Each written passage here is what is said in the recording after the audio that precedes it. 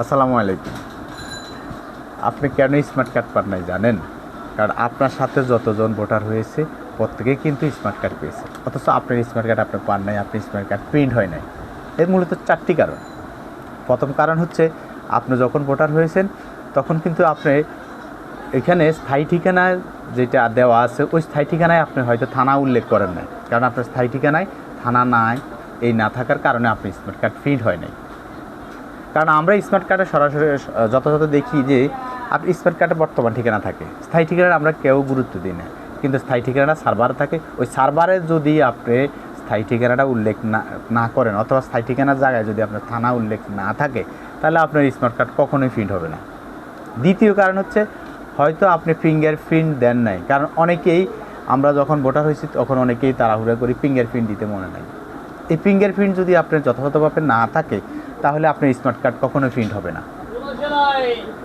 আর তৃতীয় কারণ হইল আপনার চোখের আইরিশ, অথচ আপনি যখন ভোটার হয়েছেন তখন আপনার ছবি ঠিকই উঠেছে কিন্তু আইরিশটা নেয় নাই। আইরিশ না নেওয়ার কারণে আপনার স্মার্ট কার্ড প্রিন্ট হবে না। চতুর্থ কারণ আমরা দেখলাম যে অনেকে নামের মোহাম্মদ সংক্ষেপে লেখেন, কিন্তু যখন আপনি ইংলিশ টাইপ করেন তখন এম ডট দেন না, অথবা এম দেন, এমডি দেন, কিন্তু ডট দেন না, তখনই আপনার স্মার্ট কার্ড প্রিন্ট হবে। অর্থাৎ বাংলা নামের সাথে যখন আপনার ইংলিশ নামটা ম্যাচিং না হবে ততক্ষণ কিন্তু আপনার স্মার্ট কার্ড প্রিন্ট হবে না।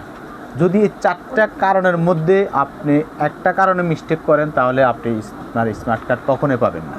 তাই এই কারণগুলোর সমাধান করতে হলে আপনাকে অবশ্যই নির্বাচন কমিশনে যোগাযোগ করতে হবে। সেখানে যদি আপনি যে এলাকার ভোটার ওই অফিসে গিয়ে আপনি যদি যোগাযোগ করেন যে আমার স্মার্ট কার্ডটা কেন হয় নাই, তাহলে আপনাকে অবশ্যই তারা কারণগুলো বলে দিবে এবং কি কি ডকুমেন্ট লাগবে আমরা আমাদের নেক্সট ভিডিওতে অবশ্যই আপনাদেরকে জানা দেব। Thank you very much.